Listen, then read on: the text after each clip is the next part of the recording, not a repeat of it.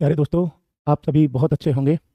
और आज मैं YouTube पर जो लाइव आया हूँ उसका उद्देश्य कोई क्लास पढ़ाना नहीं है। सिर्फ और सिर्फ आपको ये विश्वास दिलाना है कि आप कुछ कर सकते हो। किसी भी चीज़ की बाधा आपके कैरियर में रुकावट नहीं बनेगी।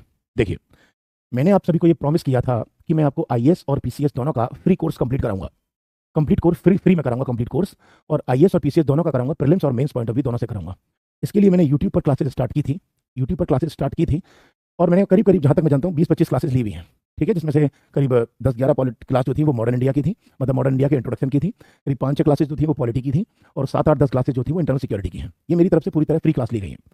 लेकिन क्या हुआ कि बहुत सारे बच्चे ऐसे हैं या कुछ अन्य मतलब सामाजिक तत्व ऐसे हो सकते हैं जिन्होंने मुझे क्लास लेने में डिस्टर्ब किया या स्टूडेंट को पढ़ने में अवरोध उत्पन्न किया या उनके बीच में रिस्ट्रिक्शंस पैदा किए। ठीक है, तो फिर मैंने सोचा कि मैं एक काम करता हूँ, जो जेन्युइन बच्चे हैं जिनको वास्तव में मेरी जरूरत है इंडिया में, मैं उन लोगों के लिए कुछ करूँ। इसलिए मैंने ये सोचा कि मैं यूट्यूब के स्थान पर हम एक एप्लीकेशन लेकर आते हैं और उस एप्लीकेशन पर बच्चों को क्वालिटी देते हैं। ठीक है, अब इसका देखिए पूरा प्रोसेस क्या हुआ। मैंने बोला था आप लोगों से कि मैं फ्री कराऊंगा। अब मैंने एप्लीकेशन जो लॉन्च की वो स्टार्टिंग में बच्चों के लिए हर टॉपिक, मतलब each topic, like first topic जो स्टार्ट हो रहा है इसमें पॉलिटी, उसके लिए मैंने 100 रुपीज चार्ज रखे 20,000 बच्चों के लिए। अब आप पहले, सबसे पहले ये जानना चाहेंगे कि जब मैंने फ्री का कमिटमेंट किया था तो 20,000 बच्चों के लिए 100 रुपये का चार्ज क्यों रखा। देखिए, आप भी समझते होंगे कि हम जो इंस्टीट्यूट लेकर बैठे हैं उसमें हमारे सामने बहुत सारी कॉस्ट है। पहला तो एक मेंटेनेंस का कॉस्ट है। दूसरा, मैंने आप लोगों के लिए पूरा सिस्टम लगवा रखा है, पूरा एक स्टाफ, अब ये 3 लोगों की टीम बैठी हुई है। नेक्स्ट, पूरा का पूरा एक सर्वर है अपने आप में, जिसमें से अगर कहीं पर भी अगर मेंटेन नहीं कर पाए तो क्लास में अवरोध उत्पन्न हो सकता है।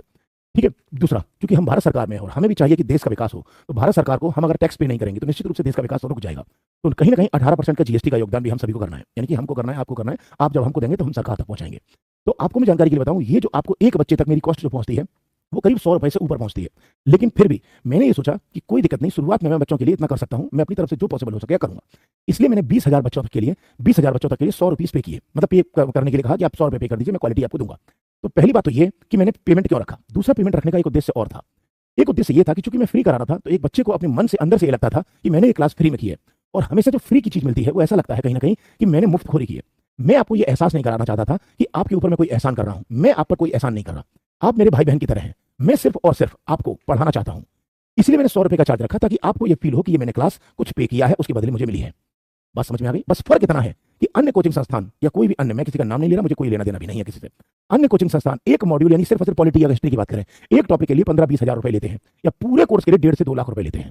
ठीक है, और एक बार बच्चा वहां पर अगर पे कर देता है और अगर बच्चे को वहां पर क्वालिटी नहीं मिलती तो बच्चे की जिंदगी बर्बाद हो जाती है। क्यों? क्योंकि जब क्वालिटी नहीं मिलती तो पहली बात तो वो पढ़ नहीं पाता, दूसरी बात कहीं ना कहीं उसका कैरियर अंधकार में चला जाता है। तो मैंने सिर्फ बच्चे के सामने ये कमिटमेंट किया कि आपको 100 रुपए देने हैं मात्र।